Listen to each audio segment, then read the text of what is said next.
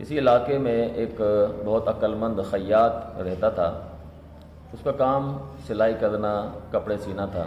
اس کا ایک چھوٹا بیٹا جو مدرسے میں پڑھتا تھا 10-12 سال کا، وہ وہاں پہ اکثر آ کے بیٹھ جاتا تھا۔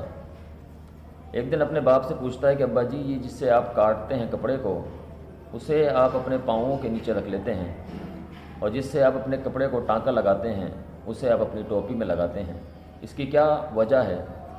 تو والد نے کہا کہ بیٹا، اس کا نام کینچی ہے اور اس کا کام کاٹنا ہے، اور جس سے ٹانکا لگاتا ہوں یہ سوئی ہے جس کا کام جوڑنا ہے۔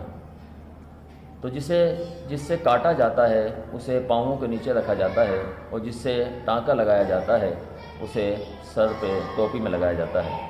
یہ ایک بڑی فکر دے کے چلے گیا کہ جو کاٹنے والے ہیں ان کو جوتے کی نوک پر رکھیں، اور جو جوڑنے والے ہیں ان کو سر پر بٹھا کر رکھیں۔